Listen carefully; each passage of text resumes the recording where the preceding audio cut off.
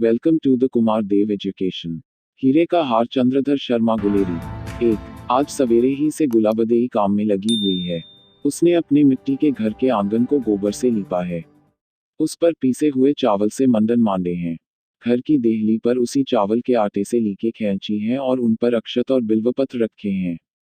धूप की 9 डालियां चुनकर उनने लाल डोरा बांधकर उसकी कुलदेवी बना ही है और हर एक पत्ते के दूने में चावल भरकर उसे अंदर के घर में भींत के सहारे एक लकड़ी के देहरे में रखा है। कल पड़ोसी से मांगकर गुलाबी रंग लाई थी, उससे रंगी हुई चादर बेचारी को आज नसीब हुई है। लठिया टहकती हुई बुढ़िया माता की आंखें यदि 3 वर्ष की कंगाली और पुत्र वियोग से और 1.5 वर्ष की बीमारी की दुखिया के कुछ आंखें और उनमें ज्योति बाकी रही हो तो दरवाजे पर लगी हुई हैं। 3 वर्ष के पति वियोग और दारिद्र्य की प्रबल छाया से रात दिन के रोने से पथराए और सफेद हुई गुलाबदेई की आंखों पर आज फिर यौवन की ज्योति और हर्ष के लाल डोरे आ गए हैं। और 7 वर्ष का बालक हीरा, जिसका एकमात्र वस्त्र कुर्ता खार से धोकर कल ही उजाला कर दिया गया है, कल ही से पड़ोसियों से कहता फिर रहा है कि मेरा चाचा आवेगा। बाहर खेतों के पास लकड़ी की धमाधम सुनाई पड़ने लगी। जान पड़ता है कि कोई लंगड़ा आदमी चला आ रहा है जिसके एक लकड़ की टांग है। 10 महीने पहले एक चिट्ठी आई थी जिसे पास के गांव के पटवारी ने पढ़कर गुलाबदेही और उसकी सास को सुनाया था।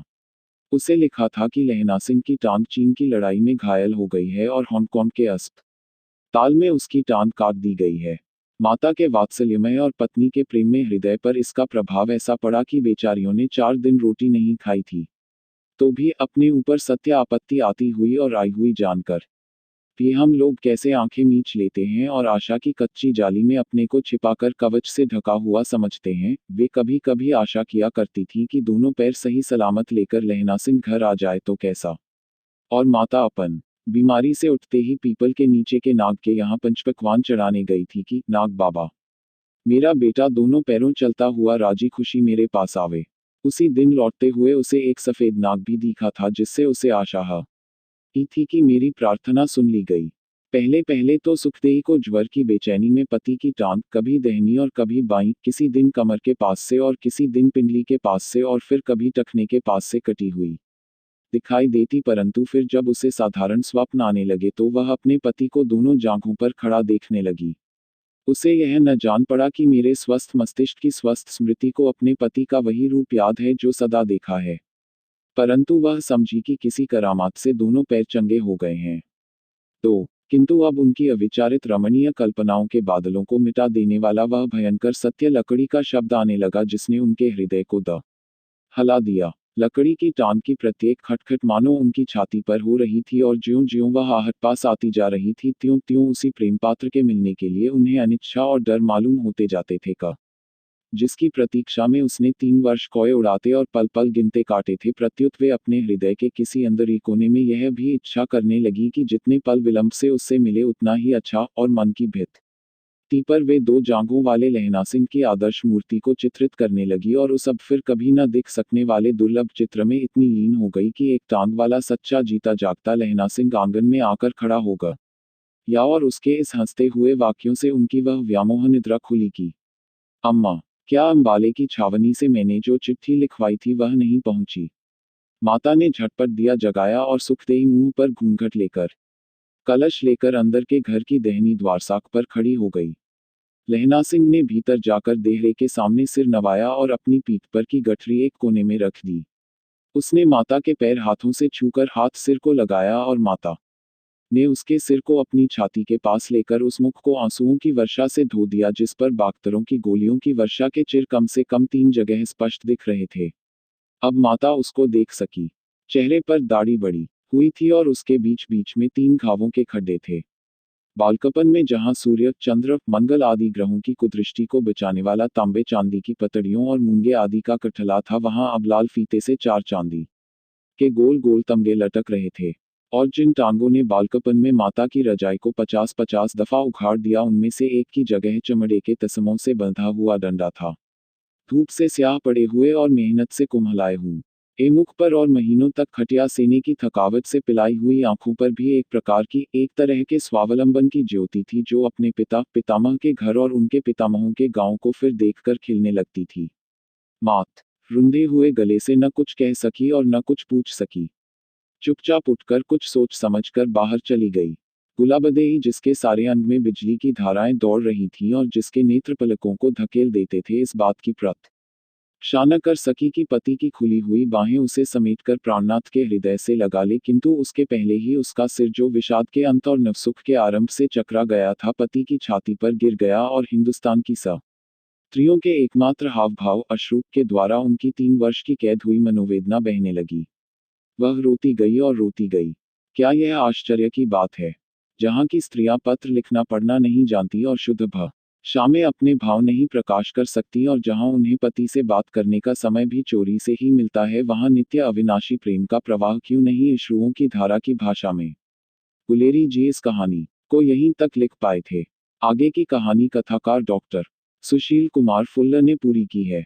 उमड़ेगा प्रेम का अमर नाम आनंद है, इसकी बेल जन्म जन्मांतर तक चलती है। गुलाबदेई को 3 वर्ष के बाद पति स्पर्श का मामला था। पहले तो वह लाजवंती सी छुई मुई हुई, फिर वह फूली हुई बनिए की लड़की सी पति में ही धंसती चली गई। पहाड़ी नदी के बांध टूटना ही चाहते थे कि लहना सिंह लड़खड़ा गया और गिरते गिरते बचा। सकुचाई सी, शर्माई सी गुलाबदेई ने लहना सिंह को चिकुटी काटते हुए कहा, बस। और आंखों ही आंखों में बिहारी की नायिका के समान भरीमान में मानो कहा, कबाड़ी के सामने भी कोई लहंगा पसारेगी। हारे को हरिनाम गुलाबदेई, मेरी प्राण प्यारी, मैं हारा नहीं हूँ। सुनो, मर्द और कर्द कभी खुन्ने नहीं होते गुलाबो, और चीन की लड़ाई ने तो मेरी धार और तेज कर दी है। लहना सिंह तनकर खड़ा हो गया था। गुलाबदेई सरसों सी खिलाई, मानो लहना सिंह उसे कल ही ब्याह कर लाया हो। माँ रसोई करने चली गई थी। 3 साल बाद बेटा आया था। उसके कानों में बैसाखियों की खड़खड़ाहट अब भी सुनाई दे रही थी। भगवती से कितनी मन्नतें मानी थी। वह शिवजी के मंदिर में भी हो आई थी।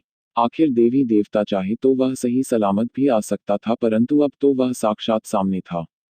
फिर भी माँ को किसी चमत्कार की आशा थी। वह सीडून बाबा से पुच्छ लेने जाएगी। फिर देगची में कड़छी हिलाते हुए सोचने लगी, देश के लिए एक टांग गंवा दी तो क्या हुआ।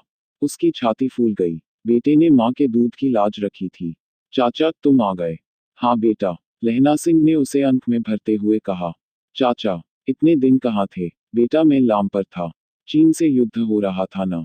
चीन कहाँ है? मासूमियत से बालक ने पूछा।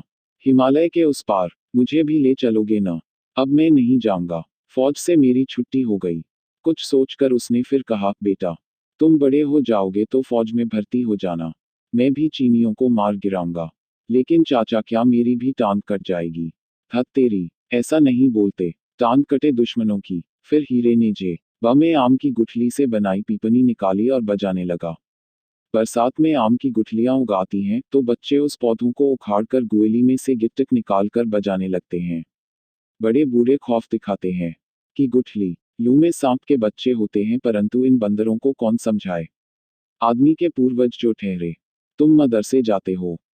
लेकिन मौलवी की लंबी दाढ़ी से डर लगता है। क्यों? दाढ़ी में उसका मुंह ही दिखाई नहीं देता। तुम्हें मुंह से क्या लेना है? अच्छे बच्चे गुरुओं के बारे में ऐसी बात नहीं करते। मेरा नाम तो अभी कच्चा है। नाम कच्चा है या कच्ची में ही? मैं पक्की में हो जाऊंगा, लेकिन बड़ी माँ ने अधन्नी नहीं दी। फीस लगती है चाचा। और वह पीपनी बजाता हुआ गब हो गया। लहना सिंह सोचने लगा, उम्र कैसे ढल जाती है। पहाड़ी नदी नाले मैदान तक पहुंचते पहुंचते संयत हो जाते हैं। ढलती ही उम्र में वर्तमान के खिसकने और भविष्य के अनिश्चय घेर लेते हैं। चीन की लड़ाई में जख्मी होने पर जब अस्पताल में था, तो हर नस उसे 8-9 साल की सूबेदारनी दिखाई देती।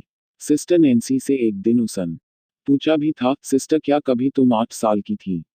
अरे, बिना 8 की उम्र पार किए मैं 22 की कैसे हो सकती हूँ? तुम्हें कोई याद आ रहा है? हाँ, वह 8 साल की छोकरी, दही में नहाई हुई, बाहर के फूलों सी मुस्कराती हुई मेरी जिंदगी में आई थी, और फिर एक एक विलुप्त हो गई। सूबेदारनी बन गई। कहते कहते वह खो गया था। हवलदार, तुम परी कथाओं में विश्वास रखते हो? परियों के पंख होते हैं न, वे उड़कर जहां चाहे चली जाएं। कल्पना ही तो जीवन है। परंतु तुम्हें तो शौर्य मेडल मिला है। अगर मेरी कल्पना में वह 8 वर्षीय कन्या न होती तो मुझे कभी शौर्य मेडल न मिलता। मेरी प्रेरणा वही थी। तुमने विवाह नहीं बनाया? नैन्सी ने पूछा। विवाह तो बनाया। कनेर के फूल सी लहलहाती मेरी पत्नी है। एक बेटा है। और मेरी बूढ़ी माँ है। तो फिर परियों की कल्पना। 8 वर्ष की कन्या का ध्यान। हाँ सिस्टर, मैंने 35 साल पहले उस कन्या को देखा था। फिर वह ऐसे गायब हुई जैसे कुल्ली बरसात के बाद कहीं अदृश्य हो जाती है। और मैं निपट अकेला। नैन्सी चली गई थी। वह सोचता रहा था, स्वप्न में सफेद कौवा दिखाई देना शुभ लक्षण है या अशुभ का प्रतीक। अस्पताल में अर्धनिमीलित आंखों में अनेक देवता आते। कभी उसे लगता कि फनिया नाग ने उसे कमर से कस लिया है। शायद यह नपुंसकता का संकेत न हो। वह दहल जाता। मां, पत्नी और हीरा कैसे होंगे? गांव में वैसे तो ऐसा कुछ नहीं जो भय पैदा करे, लेकिन 3 साल तो बहुत होते हैं। वे कैसे रहती होंगी? युद्ध में तो तनख्वाह भी नहीं पहुंचती होगी। फिर उसे ध्यान आया कि जब वह चलने लगा था तो मां ने कहा था, बेटा, हमारी चिंता नहीं करना, आंगन में पहाड़िए का बास हमारी रक्षा करेगा।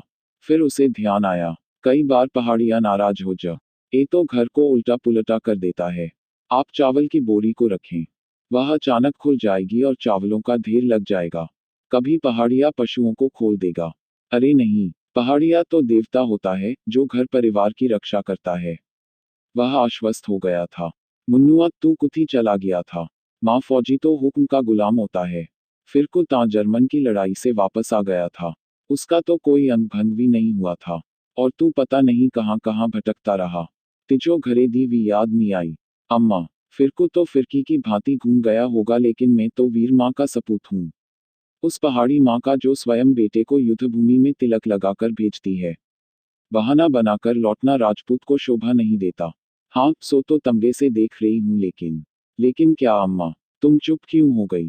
गुलाबदेई तो वीरांगना है, उसे तो गर्व होना चाहिए। हाँ बेटा, फौजी की औरत तो तमगों के सहारे ही जीती है, लेकिन क्या अम्मा, कुछ तो बोलो। उसका हाल तो बेहाल रहा। आदमी के बिना औरत अधूरी है, और फौजी की औरत पर तो कितनी उंगलियां उठती हैं। तुम क्या जानो, तुम तो नौल के नौलाए रहा हूँ। क्या तमगे तुम्हारी दूसरी टांग वापस ला सकते हैं? और 3 साल से सरकार ने सुध बुध ही कहाँ ली? लहना सिंह के पास कोई जवाब नहीं था। सूबेदारनी ने किस अनुनय विनय से उसे बींध लिया था। हजारा सिंह बोधा सिंह की रक्षा करके उसने कौन सा मोर्चा मार लिया था? वह युद्ध भूमि में तड़प रहा था और रेड क्रॉस वैन बाप बेटे को लेकर चली गई थी। उसने जो कहा था मैंने कर दिया। सोचकर फूल उठा, लेकिन गुलाबदेई के यौवन का अंधड़ कैसे निकला होगा? लोग कहते होंगे, बरसाती नाले सा अंधड़ आया और वह झरबेरी सी बिछ गई थी। तूफान में दबी सहमी सी लंगड़े खरगोश सी। नहीं, लंगड़ी वह कहाँ है? लंगड़ा तो लहना सिंह आया है। चीन में नैन्सी से बतियाता खिलखिलाता। अम्मा फिर रसोई में चली गई थी। गुलाबदेई उसकी लकड़ी की टांग को सहला रही थी। शायद उसमें स्पंदन पैदा हो जाए, शायद वह फिर दहाड़ने लगे। तभी लहना सिंह ने कहा था, गुलाबो, यह नहीं दूसरी टांग। वह दोनों टांगों को दबाने लगी थी, और अश्रुधारा उसके मुख को धो रही थी। वह फिर बोला, गुलाबो, तुम्हें मेरे अपंग होने का दुख है? नहीं तो फिर रो क्यों रही हो? फौजी की बीबी रोए तो भी लोग हंसते हैं, और अगर हंसे तो भी व्यंग्य वाण छोड़ते हैं। वह तो जैसे लावरस औरत हो। वह फूट पड़ी थी। मैं तो सदा तुम्हारे पास था। अच्छा, अब जरा वह खिलखिलाई। हीरे का हीरा पाकर भी तुम बेबस रही। और तुम्हारे पास क्या था? तुम नहीं, कोई नींद तुम्हें सुलाती होगी, और तुम मोम से पिघल जाते होगे। मर्द होते ही ऐसे हैं। जरा खुलकर कहो ना। गोरी चिट्टी नींद देखी नहीं कि लट्टू हो गए। तुम्हें शंका है? तभी तो इतने साल सुध नहीं ली। मैं तो तुम्हारे पास था हमेशा, हमेशा। और वह सूबेदारनी कौन थी? क्या मतलब? तुम अब भी माँ से कह रहे थे। उसने कहा था, जो कहा था मैंने पूरा कर दिया। हाँ, मैं जो कर सकता था वह कर दिया। लेकिन युद्ध में सूबेदारनी कहाँ से आ गई? वह कल्पना थी। तो क्या गुलाबो मर गई थी? मैं कल्पना में भी याद नहीं आई। मैं तुम्हें उसे मिलाने ले चलूंगा। मिलोगे खुद, और बहाना मेरा। फौजिया तो घरे नहीं आना था। मैं अब चला जाता हूँ। मेरे लिए तो तुम कब के जा चुके थे, और आकर भी कहाँ आ पाए। गुलाबो, तुम भूल कर रही हो। मैंने कहा था ना, मर्द और कर्द कभी खुन्ने नहीं होते। उन्हें चलाना आना चाहिए। अच्छा, अच्छा, छोड़ो भी न अब। हीरा आ जाएगा। और दोनों उबरी में चले गए। सदियों बाद जो मिले थे। छोटे छोटे सुख मनोमालिन्य को धो डालते हैं और एक दूसरे के प्रति आश्वस्ति जीवन का आधार बनाती है। एक मृगतृष्णा का पालन दाम्पत्य जीवन को हरा भरा बना देता है। गुलाबदेई लहलहाने लगी थी, और आंगन में अचानक धूप खिलाई थी। Like, share and subscribe. Thanks for watching.